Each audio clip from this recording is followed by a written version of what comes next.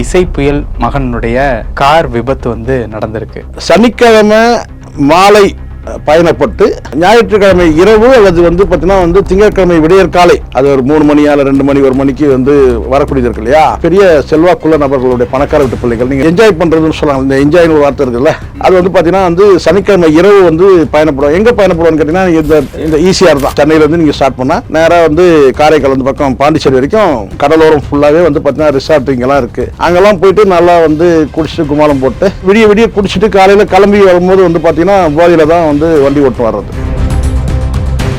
குறிப்பிட்டு நான் சொல்லிடுறேன், நேரடியாக சொல்லிடுறேன் கேட்டா, செல்வாக்கு மிகுந்த பிள்ளைகள் கிட்ட ஒரு கான்ஸ்டபிள் என்ன சார் பண்ண முடியும்? மனசாட்சியோட பேசுறேன். அது டிராஃபிக் கான்ஸ்டபிள் விட்டுருங்க சார், எஸ்ஐ இன்ஸ்பெக்டர் விட்டுருங்க சார், ஏசி லெவலில் கூட என்ன பண்ண முடியும்? அதிகாரி லெவலில் கூட என்ன பண்ண முடியும்? ஏன்னா இவங்க எல்லாம் அதிகாரிகளின் கைகள் கட்டப்பட்டு. ஆமா, ஆளும் வர்க்கம் அதிகார வர்க்கத்தை தலையிடாம இருந்தா அதிகார வர்க்கம் ஓரளவுக்கு நல்லாவே செயல்படும்.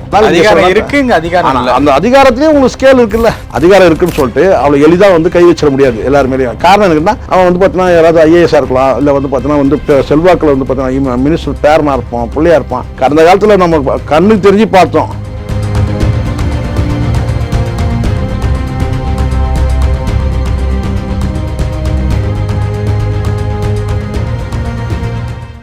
ரியல் ஒன் நேயர்களுக்கு வணக்கம். இன்று நம்மளுடைய நேர்காணலுக்கு டிஜிட்டல் ஜேர்னலிஸ்டான திரு ஷேகுவார் அவர்கள் இணைஞ்சிருக்காங்க. வணக்கம் சார். வணக்கம் தமிழ். வணக்கம். இன்னைக்கு காலையில் விடிந்தும் விடியாமலும் இசை புயல் மகனுடைய கார் விபத்து நடந்திருக்கு.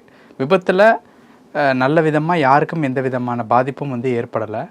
ஆனால் தொடர்ச்சியாக சினிமா பிரபலங்களுடைய மகன்கள், இந்த மாதிரியான ஒரு திரை பிரபலங்களுடைய மகன்கள் கார் விபத்தில் சிக்கிறது அப்படிங்கிறது நம்ம தமிழ்நாட்டில் ரொம்ப மாதத்திற்கு ஒரு முறை அப்படிங்கிற மாதிரி இயல்பாகவே நடந்துக்கிட்டு இருக்கு. இன்னும் சொல்லப்போனால் நடிகர்கள் ட்ரங்க் அண்ட் டிரைவில் சிக்கிறதும் ஒரு செய்திகளாக நம்ம நிறையா பார்த்துருப்போம். பட் இந்த மாதிரியான விஷயங்களை பார்க்கும்போது சாலை விதிகளை பின்பற்றாமல் இருக்கிறதுனால தான் இந்த மாதிரி நடக்குதா, இல்லை என்ன காரணம்? முதல்ல ஃபஸ்ட்டு சாலை விதிகள் நான் சொல்கிறது இந்த மெட்ரோக்கு பின் மெட்ரோக்கு முன்னு வச்சுக்கலாம். இந்த 10 வருஷம். ஆமாம், இந்த 10 வருஷத்தில் எடுத்துக்கலாம் முடியும். நம்ம 15 வருஷமாக எடுத்துக்கலாம்னு நினைக்கிறேன். 2010க்கு அப்புறம். ஆமாம், அதுக்கு முன்னாடி பார்த்தீங்கன்னா அந்த ஒன்வேயில் போனால் கூட டைட்டாக அவங்க பிடிக்கணும்னு நினைக்கிறேன். இன்னும் சொல்லப்போனால் அதுக்கு முன்னாடிலாம் இந்த இன்னும் உங்களுக்கு பின்னாடி சொல்கிறேன், ரொம்ப முன்னாடி போனேன்னா நான் 40-50 வருஷத்துக்கு முன்னாடி போகிறேன். அப்போ வருஷத்துக்கு முன்னாடி போனீங்கன்னா போலீஸ் கேஸில் பிடிக்கிறது எதுன்னு கேட்டிங்கன்னா சைக்கிள் இருக்குல்ல, அது பார்த்துருக்கீங்களா?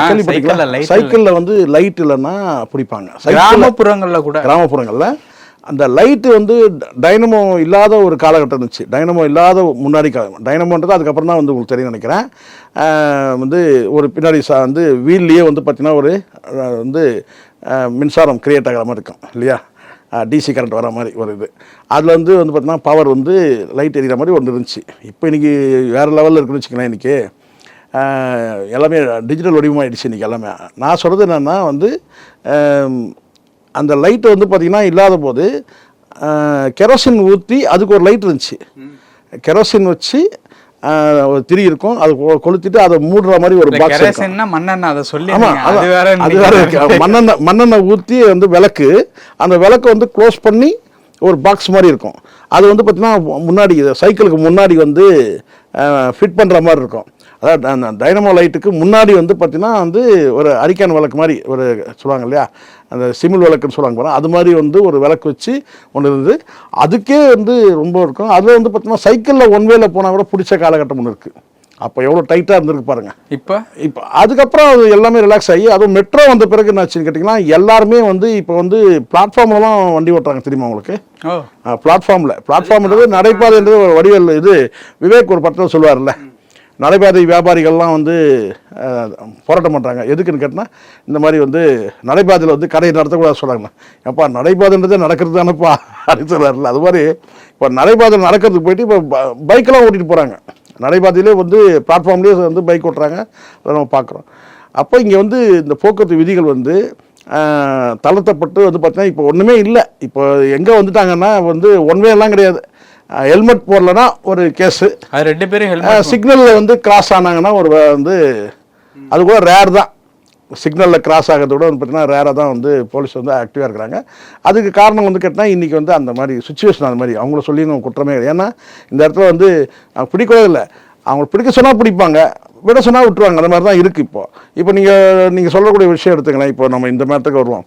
பொதுவாக வந்து நான் ஏஆர் ரஹ்மான் விஷயத்துக்கு அப்படி முதல்ல அங்கே போகிறதுக்கு முன்னாடி சனிக்கிழமை மாலை பயணப்பட்டு ஞாயிற்றுக்கிழமை இரவு அல்லது வந்து பார்த்தீங்கன்னா வந்து திங்கட்கிழமை விடியற்காலை, அது ஒரு 3 மணி அல்ல 2 மணி 1 மணிக்கு வந்து வரக்கூடியது இருக்கு இல்லையா, அங்கே வந்து பெரும்பாலும் வந்து கேட்டிங்கன்னா உங்களுக்கு வந்து பெரிய செல்வாக்குள்ள நபர்களுடைய பணக்கார வீட்டு பிள்ளைகள். நீங்கள் சினிமா பிரபலம் சொன்னீங்கல்ல, சினிமா பிரபலம் மட்டும் கிடையாது, பிஸ்னஸ் மேனு பல விதமான பிரபலங்கள் எல்லாம் வந்து பிள்ளைகள் வந்து அந்த என்ஜாய் பண்ணுறதுன்னு சொல்லுவாங்க. இந்த என்ஜாய்னு ஒரு வார்த்தை இருக்குல்ல, இது அது வந்து பார்த்தீங்கன்னா வந்து சனிக்கிழமை இரவு வந்து பயணப்படுவோம். எங்கே பயணப்படுவோன்னு கேட்டிங்கன்னா இந்த ஈஸியாக தான் ஃபுல்லாக. இங்கேருந்து நீங்கள் ஸ்டார்ட் பண்ணிங்கன்னா சென்னையிலேருந்து நீங்கள் ஸ்டார்ட் பண்ணால் நேராக வந்து காரைக்கால் அந்த பக்கம் பாண்டிச்சேரி வரைக்கும் கடலோரம் ஃபுல்லாகவே வந்து பார்த்தீங்கன்னா ரிசார்ட் இங்கெல்லாம் இருக்குது. அங்கெல்லாம் போயிட்டு நல்லா வந்து குடிச்சிட்டு குமாலம் போட்டு அதுக்கப்புறம் காலையில் திருப்பி பயணப்படுறதுன்னு ஒன்று இருக்குது. அதை தாண்டி இன்னும் வந்து சென்னைக்கு உள்ளேயே நிறைய கிளப்புகளாக இருக்குது, உங்களுக்கு தெரிய நினைக்கிறேன். இங்கேருந்து அப் டு வந்து தாம்பரம் இந்த சைடு தாண்டி வரைக்கும் இருக்குது, ஏறக்குறைய செங்கல்பட்டு வரைக்கும் சில கிளப்புகள்லாம் இருக்குது. அங்கே போயிட்டு வந்து பார்த்திங்கன்னா வந்து ஏதோ பப்பு ஏதோ சொல்கிறாங்க இல்லையா, அங்கெல்லாம் போய் நல்லா டான்ஸுக்கு ஆடிட்டு குடிச்சிக்கிட்டு எல்லாம் இது பண்ணிவிட்டு திருப்பி ரிட்டர்ன் வர்றதுன்றது வந்து பார்த்திங்கன்னா ஒன்று பிரச்சனை நமக்கு இல்லை, தாராளமாக என்னவோ பண்ணிட்டு போட்டோம். இங்கேருந்து போகும்போதாவது வந்து குடிக்காத போவானுங்க. அங்கே போயிட்டு வந்து பார்த்தீங்கன்னா விடிய குடிச்சிட்டு காலையில் கிளம்பி வரும்போது வந்து பார்த்தீங்கன்னா போதையில் தான் வந்து வண்டி ஓட்டு வர்றது பெரும்பாலும். நான் இன்னும் இந்த ஏஆர் ரஹ்மான் மகன் விஷயத்துக்கு வரல. பொதுவாக இந்த மாதிரி வந்து அந்த அதிகாலையில் வரக்கூடிய இந்த நண்பர்களோட வராங்க அப்படின்னு சொன்னாலே வந்து இது மாதிரி விஷயத்தில் என்ஜாய் பண்ணக்கூடியவங்க தான் இருக்கும். அது சென்னையில் வந்து பார்த்திங்கன்னா வந்து மையப்பகுதியில் இருக்குது, சென்னையிலேருந்து ஒதுக்குப்புறமான வந்து ஈசிஆர்லேயும் இருக்குது. இன்னும் பல இடங்களில் வந்து அந்த என்ஜாய் பண்ணிட்டு வரும்போது நிதானம் இல்லாமல் தான் வருவாங்க. அப்போ அந்த ட்ரங்க் அண்ட் டிரைவர்னு ஒன்று சொல்கிறாங்கல்ல, அது வந்து பார்த்திங்கன்னா பெருசாக வந்து யாரும் வந்து கண்டுக்கிறது கிடையாது.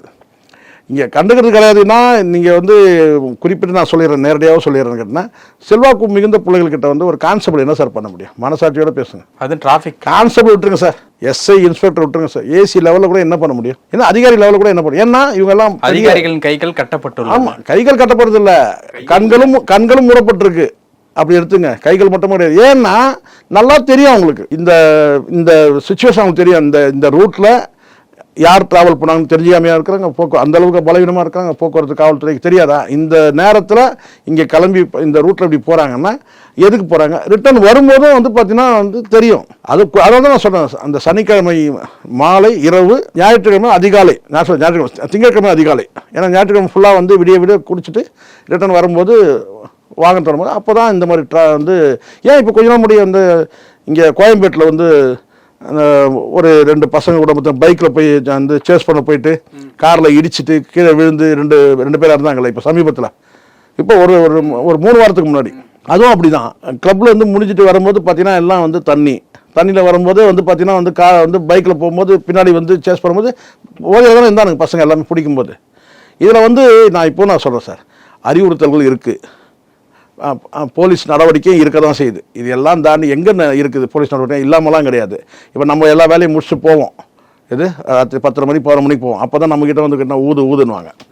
அது இந்த முகத்தை பார்க்க அப்படி தெரியுதா என்னன்னு தெரில, சார் கொஞ்சம் ஊதுங்க, அது இல்லை ஊதுங்கன்னுவாங்க. நான் மனசுல நினச்சிப்பேன், உள்ளபடியே நீங்கள் ஞாயிற்றுக்கிழமை வந்து சனிக்கிழமை வந்து சாயந்தரம் வந்து இந்த ஈசிஆர் பக்கம் இந்த பக்கம் இருக்கு இல்லையா, இந்த ஓல்டு மகாபலிபுரம் இருக்குல்ல அந்த சைடு, இங்கெல்லாம் வந்து பார்த்து நின்னாலே வந்து பார்த்தீங்கன்னா ட்ரங்க் அண்ட் டிரைவ் கேஸ் இருக்கும். அதுக்காக நான் எல்லா இடத்தையும் செக் பண்ணக்கூடாதுன்னு நான் சொல்ல, ஆனால் அவங்க வந்து பார்த்தீங்கன்னா தேடி வர்றது பார்த்தீங்கன்னா அவங்க பார்த்தா அப்பாவே இருக்கும். பாவம் சார் நீங்கள் நான் இப்போ நான் மனசுக்குள்ள என்னன்னு கேட்டால் நம்மளை வந்து பார்த்தீங்கன்னா நம்ம இது வரைக்கும் சொட்டு ஒரு ட்ராப் வாயில் பட்டது கிடையாது.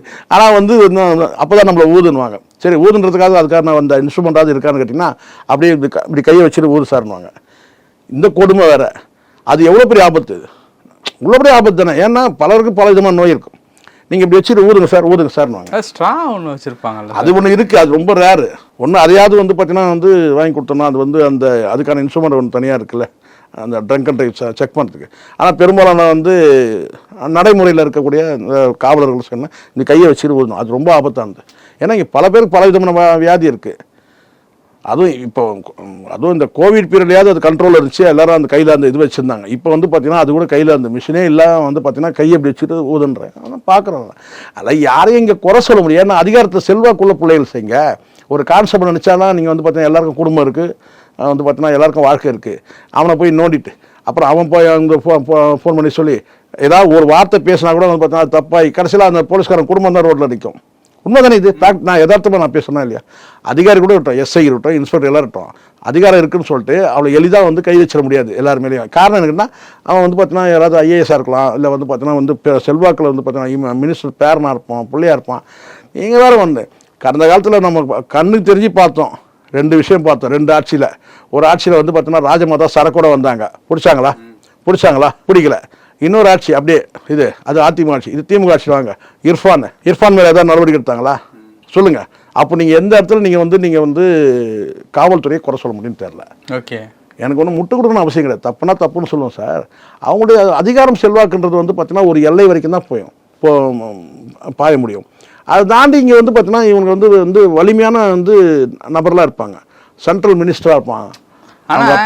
ஆட்சி இப்போ சொன்னீங்கல்ல, அதுல வந்து 2 ஆட்சிலையுமே சிக்காம போன ஆட்சியில் ரொம்ப சிக்கனாதுன்னா டிடிஎஃப் வாசன்கிற ஒரு பையன் ரொம்ப படாது.